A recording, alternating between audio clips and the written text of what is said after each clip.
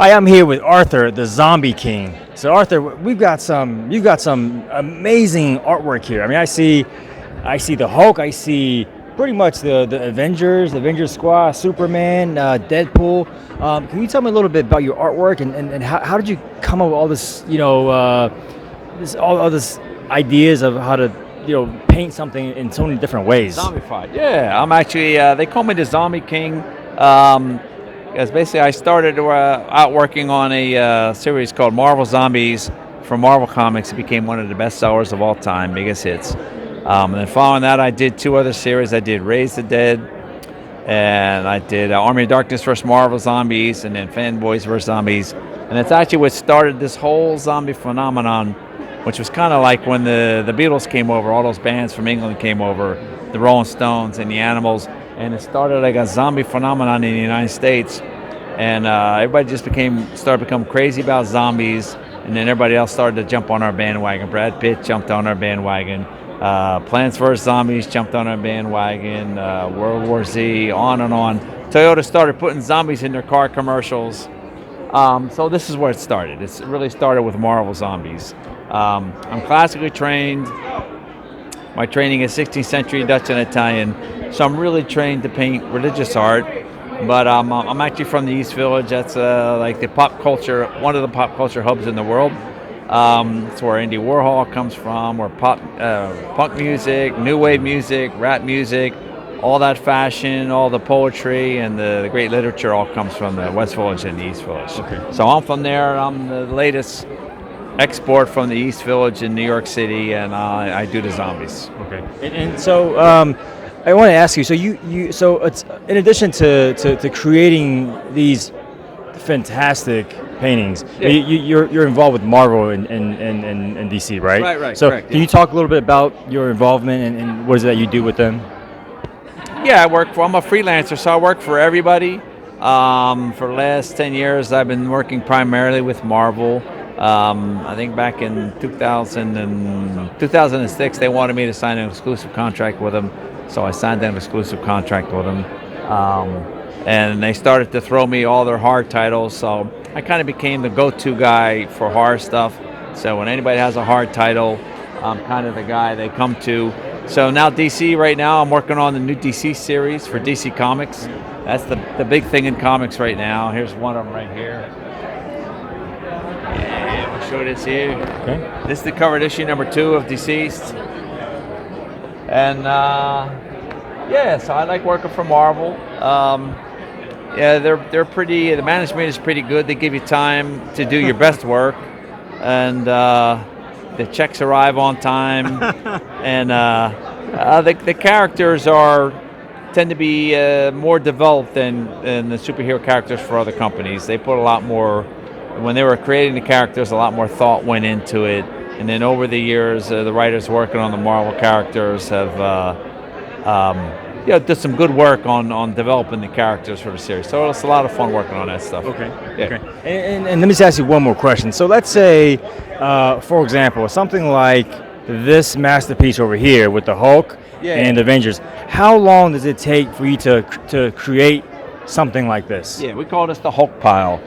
This was from Marvel Zombies Returns. It was one of the covers. My average for working on a cover is about 3 weeks. These are all oil paintings and gouache paintings. Half of them are gouache paintings, half of them are oil paintings, depending on how many characters are in it. So if a cover has more than two characters on it, the more characters there are, the longer it takes me. So for instance, the Superman one that I just showed you, that guy's like the entire DC universe in it. That thing took me 4 months to paint that cover. Wow. So yeah. Okay. So that's my average. Yeah. Okay. Well, Arthur, thanks so much, and Arthur, the Zombie King. Good talk with you. Good yeah, talk and with thank you for showing us your fantastic work. Yeah. Thanks so much. Greetings from Virginia. Okay. And that's it. Yeah. Good job, man. Good job. Yeah. Thanks. So we'll edit all that stuff, make it more beautiful and whatnot. I'm here with Billy Mitchell. He is the video game player of the century. So Billy, I saw that there was a viral video that was on YouTube, or maybe even other online outlets, about you having a perfect score on Pac-Man. Can you tell us a little bit about that? Correct. A perfect score on Pac-Man is every dot, every energizer, every prize, every board, all 4 blue men, 256 boards, never dying once. 4, 5 hours, gameplay, something like that. That was in 1999. I'm going to do it again here shortly because it's the 20th anniversary. But the fact of the matter is, it was me versus a Canadian friend, and he's a nice guy, but we got to keep it home here in the USA. Yeah. But you're better. You're better. Yeah, I appreciate that very much. So let me ask you, how long did it take you to achieve something like that? Well, as far as the actual gameplay, it was a little over 5 hours. But as a kid, I played it feverishly. A kid, you have no responsibilities. You could play video games 40 hours a week and get away with it. As an adult, you never could. Luckily, I did it when I was a kid, or I achieved that skill level as a kid. Then in 1999, when it was on its 20th anniversary of Pac-Man, when there was a resurgence or a reinterest in video games, just like there is in a car that's a classic, I simply said, wow, I think I still got it. And I practiced for a little bit, and then I actually went to execute it. And I actually didn't know if I could execute it. I didn't know how long it would take. I bought a plane ticket to the world's largest arcade, Fun Spot, and I didn't buy a return ticket because I just told my wife, I said, I'm going to stay there till I get it, which took 2 days, and I got it. So Wow. great. Oh, that's amazing. So Billy, if you could maybe summarize through a few words for some of the younger players coming up, and they wanted to achieve something like this, what would your advice be to some of the younger players coming up? The first advice I have for anybody is to stay in school. Okay. There's such a small set of people who have the good luck and good fortune I do, and I know that. And when you have all the security behind you, the security of a great family, the security of your education, and your well-being, then it makes things of this nature, it makes it more feasible, more realistic. You can be a success at it because you don't have all your chips in one basket. But the fact of the matter is, this, along with anything you do in life, you absolutely give a 110% effort, you focus, and most importantly, you embrace your failure. Every time you fail, you embrace it because you should have learned from that failure. You should have learned from the failure. You should have learned from the failure. And each time you learn, you get that much closer to success. Okay. You can't be afraid to fail. One time, I said I was going to get a particular score, and I played a game, and I played a game, and I played a game, and I played it 94 times. Wow. In order to get that score, and I finally got it. Again, I had to embrace each time and learn each time from it. I've heard that. Not only do I believe that, but that's been shared with me by great athletes. And so I certainly believe it, and I actually preach it, as you can hear. Okay. So, in a few words, stay in school, don't give up, and persistence. Absolutely. Okay. In anything you do it to 110% of your ability. Don't ever do something halfway. You're only cheating yourself, and you're only cheating the opportunities or the doors that'll open in the future. Always. Think about it when you're in school. If you're sitting in class and something's going on, you have a test or a quiz coming, and you're not prepared or you haven't worked at it, man, it sucks just sitting in that chair. But when you know you're ready, when you have your guns loaded, you sit in that chair and you're as cocky as can be because you know you're ready and you know you're going to succeed. Absolutely. It's the same thing with gaming or really anything in life. Okay. Well, Billy, thanks so much for taking the time to speak with me today. Yeah. And good luck with that perfect score in a few minutes, and I'm sure you'll get that without any difficulty. Thank you very much. Thanks. Very good. Thanks, bro. You're very welcome. Hi, I'm here with Eric Jacobs, and Eric has some very amazing Star Wars items here. So, Eric, can you tell us what you have going on over here? Sure. We're with the Teresa Sandra Jacobs Foundation.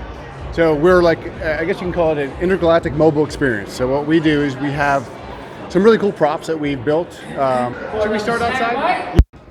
All right, I'm here with Eric Jacobs. Eric, tell us about your organization and tell us what we're looking at here. Sure. I'm with the Teresa Sandra Jacobs Foundation. This was created after my mom passed away from cancer 2 years ago. I've been a Star Wars fan for my whole life, obviously, and I started building this truck about 4 years ago, and it's called the Death Star. And after she passed, we wanted to carry her name out. She was an artist, and she was the most amazing person in the world, and so we wanted to do something in tribute to her. So we created the Teresa Sandra Jacobs Foundation, and it's an intergalactic mobile experience. So what that does is we bring out cool props like, Death Star with the turbo laser to organizations like we were at the Children's Inn at NIH a few weeks ago. And I'm also in the 501st, all dressed in character. But we're really a prop building group that brings these props, like these vehicles. We have 2 vehicles and a whole bunch of props, and we'll show some of them inside. What we can create either from scratch, like we did with this one, which is the turbo laser we built in for this truck. And this one is a really cool prop, but we can't use the smoke machine that's inside it because when the doors open here, it brings in all this fog that it creates, and it can set the alarms off. So I can't show its full glory, but on our website we do have that. But this is remote control. So I do all the paint work and design work on this. We had some other people help us do the construction of the actual design, but a great guy, Felix, he actually is the engineer behind it, the aerospace engineer actually. He did the control systems and remote control. So we can turn this thing, left and right, and we push the button here. It technically will fire a 3-second sequence, and they'll shoot this out with recoil. And the cannons go up and down, go left and right. And it also has other sound systems like the alarm that you'd hear on the Death Star, right? So imagine this with smoke, it lights up everything. So it's a really cool prop. The truck itself, let me turn that down. The truck itself has a couple cool things that it does. You can see inside. Okay. So let's follow Eric inside to see what the inside of the truck looks like. So it has so this is obviously not stock. We took a civilian Hummer H1, which I got here, and we just supersized it. We put huge tires, and we did a fender flares. We upgraded the motor because the motor blew. So we got about inside 700 pounds of torque. You can commentate while the camera looks and inside. This one has security systems to Darth Vader's chest plate inside, and what that does, it's not just for looks, it's functional. So it sets to all the LED, that's a lighting kit for all the underneath the carriage of the truck. The other one has a train horn, it has all the LEDs, and it has a smoke system and smoke machine. So we can put a ton of smoke out, about 2,500 cc's of smoke, 25,000, sorry, out of the base here. So it's all piped out and plumbed with it basically will smoke this whole area, and that's what we didn't want to have happen. Wow.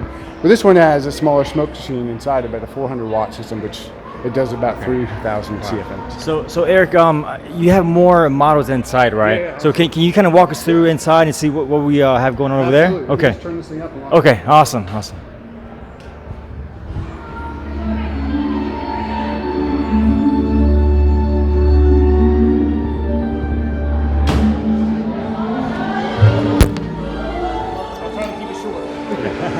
That's good.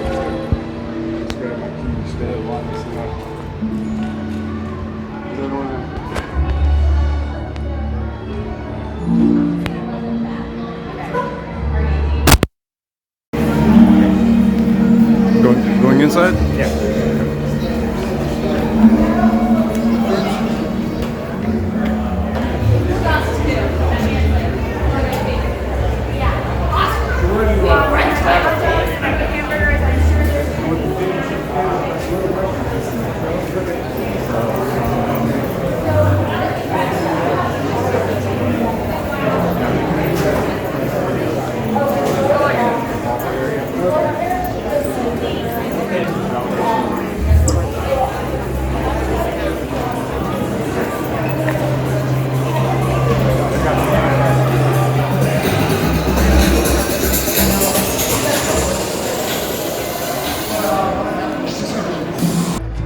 We're back with Eric Jacobs. So Eric, tell us what we're looking at here. Yeah. So This is just a Darth Maul. He's a collector piece from Pepsi Cola. This is from a long time ago, but this is just a number piece that we have. But people like to take pictures, so we have the backdrop so people can take pictures of Darth Maul, and I guess we can move on to. Okay. Yeah. So this is amazing. I mean, how long did it take to create something like this? So this was a Millennium Falcon Extraordinaire. So there's only a few hundred of these that were actually 700 technically from Toys R Us 20 years ago. 500 were given away, and then many of them got destroyed. But this was one of the pieces that we got lucky enough to get, and we took this one down, took everything apart, put resin inside it, and we recreated this with a smoke system, sound system, and lighting kit. And obviously the weathering and the painting and stuff like that we used. These were actually from my mom's art supplies. That Wow. So Eric, then over here I see you have a R2D2. Well, I'll just turn this thing on real quick. Okay. So. See how this thing. Okay. It's all a remote control hotkey. So. Okay, and then we also have some of the other models over here that we have lighting kits and sound kits. This is kind of a. If you want to take a real quick picture of how we take these apart. So this is what we'll do. We'll take some of these electronics out of some of these storytellers, and we'll build them in here with a sound system and remote control, so we can set off all these things. This is in process of building. Okay. Wow. That's amazing. Wow. So then we have R2. Obviously R2. He's fully mobile. We also are finishing up this weekend. One of our we have amazing volunteers, and one of our volunteers is finishing off our full-size BB-8.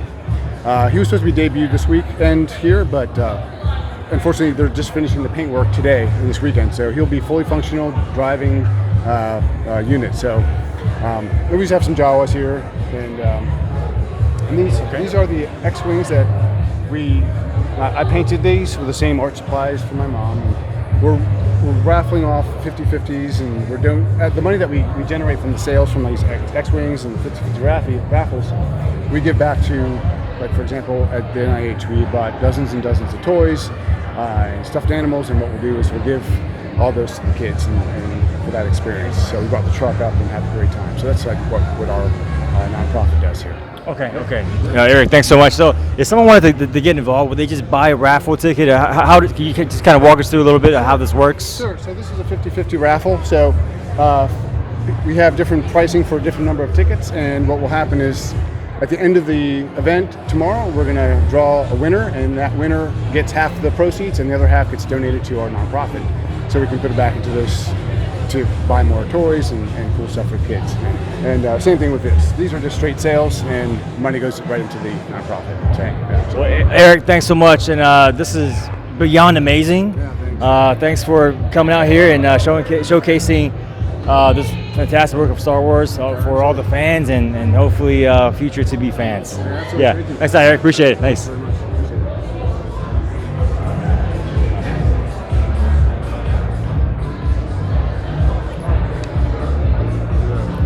Got it? Hi. I'm here with Osiris, and Osiris, your name has a very special meaning, I understand. So tell us a little bit of what your name means. It means Egyptian god. Egyptian god. Okay. But today you're not an Egyptian god. Today you are Doctor Strange, right? Okay. So talk a little bit about why you chose Doctor Strange from all the different Marvel characters or DC characters or just all the characters in general. I like magic, and I wanted to wear a cape. Okay. So why not like a Superman, for example? I feel like Superman is like not that like fun. Okay. So Doctor Strange is a little bit cooler, right? Yeah. Okay. So I see it here. You have what is this called again? The Emerald. Emerald. Okay. So with the Infinity Stone in the middle, right? And how did you make this yourself? How did you get this? My mom made it. Thanks, Mom. Okay. So we're back with Osiris. Now, Osiris, have you seen any of the Marvel films? Okay. What's your favorite one? The newest Avengers Endgame. Endgame. Okay. Was it pretty long? Yeah, like 3 hours. Okay, good. So you know there's one coming out today, right? Called Dark Phoenix. Oh yeah. Yeah. You gonna watch that? Yeah, definitely. Okay. Can I come with you? No. No. Okay. Next time. Okay, so one more question. Do you have a special pose that you want to show everyone, like a very awesome, cool Doctor Strange pose?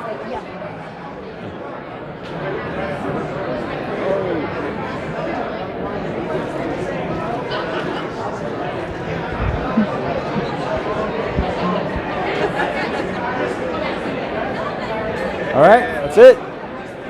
Great.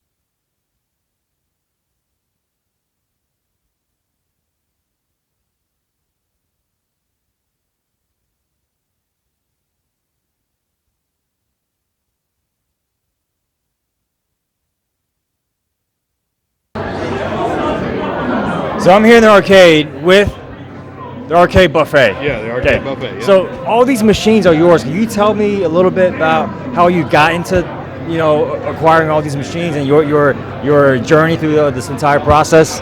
Well, it kind of starts off. It's a fairly long story, but the short version is when I was a kid, I never got to go into an 80s arcade. I've never been in one, which is kind of sad. But when I was out with Mom and Pop, I used to watch them at grocery stores and all that stuff all the time, and never had any money to play. So kind of, shortchanged as a kid, kind of thing. But so later in life, I found out that, I could own them, and I said to myself one day, I'm going to own a machine. And I said, well, I finally got one around, 99 or so. And, well, it's grown to this day since. So I'm like, I got them, and here they are. So fast forward to now, and I've gotten a master collection, and I enjoy bringing them to conventions for people to play and have fun and smile and have relived their childhood. So that's kind of what it is and how it progressed to here. So and let me ask you, how did you get the name the Arcade Buffet? Well, it's a play on some things. Play on me kind of way is I like to eat. So you call me buffet. Well, and when you go into an arcade, it's very boring if you have all of the same game or the same genre or all the same type. So my collection consists of many, many, many different types: fighters and shooters and shmups and beat 'em ups and just maze and platforming and all that stuff. So you can walk into places when I bring them to conventions or anywhere like that and have a buffet of things to play. So everybody is happy. There's classics, there's fighters, there's shooters, there's rail shooter, all kinds of stuff. So it just makes it fun. Okay, well, Mr. Buffet, if I may call you that. Yeah, sure. Yeah, well, thanks so much for bringing all these games. His character, he is the Green Ranger. So, Quad, let me ask you, how did you, of all the Rangers, why did you choose the Green Ranger? It's a funny little story because all of my cousins, when we were growing up back in Power Ranger was a big show. And when I got home from school, all 5 of my cousins already picked all the colors. So it was a regional 5. So going down or going up? And then they came out with the Green Ranger, so I was like, okay, I'll be the evil Green Ranger. And then somehow he became the most popular. And it just stuck with throughout my childhood. Green green car, green moped, like literally everything I had is green. So why this Green Ranger versus, let's say, another Green Ranger with season? Why Tommy? The original I grew up with. It's like I was born in '89, and growing up watching him, like I watched both. Going up or going down? I think it's the Japanese, both versions, like the Japanese and the US. There's a lot of difference between them, but like I love how Jason David Frank played Tommy Oliver. Yeah, me too. It's just like instant classic, and when I grew up, I was like, I want to be a Power Ranger, but the only Power Ranger that I would ever want to be is Green Ranger, so I had to go and get it one night. I can afford it. So here at the Comicon, there's lots of impressive costumes, but I think your costume might be one of the better ones I've seen. So can you just kind of guide us through how you got to make this? How did you go about having this? This looks original. Yeah, it's actually my commission. I think cosplay to make this, and he's actually officially licensed by Saban to do the costume now. And how good he is. And the helmet, the suit, the shield, and the boots, the gloves, all made by Anarchy Cosplay. And it took a while, but it took a lot of back and forth between emails and stuff, but finally, because he's in Taiwan, when I couldn't be happier with like the result. I got a lot of confidence at Comicon. So are you from Taiwan? No, I'm from Vietnam. Okay. But originally, I actually just got this today. The dagger. But originally, I didn't have one, so I made one myself, and it's actually in my bag. It's the 3D handmade, painted. So everything is. I'm so glad that I finally have an updated version of it. So can you show us? I think for me personally, the original Green Ranger was definitely one of my favorites as well. So I don't know because he's evil. I don't know. I like that too. But I'm very impressed by the sword. Can you kind of show us the sword? Well, maybe a few moves and kind of show us a couple of. I can try. But this sword is actually not the original sword of darkness. It's actually one that I found at AwesomeCon, and it just looks so good. It reminds me of the Sword of Darkness, so I just went with it. But I still want to modify it a little bit so that it fits the Green Ranger a bit better. But I figured since it's the updated version, the Bat and the Sun version, instead of the original Green Classic, I went with an upgraded Sword of Darkness. Wow. Okay. So were you entering any kind of like cosplay or costume or contest or anything like that? Probably not this time because it's so hot now. I just want to like get ready for the party tonight. Okay. Yeah. So Yeah. Well, I'd say if there's a contest, get my vote. This is awesome. This is awesome. So yeah, this is for me. It's awesome to kind of see that. Nobody knows it. So thank you. Yeah.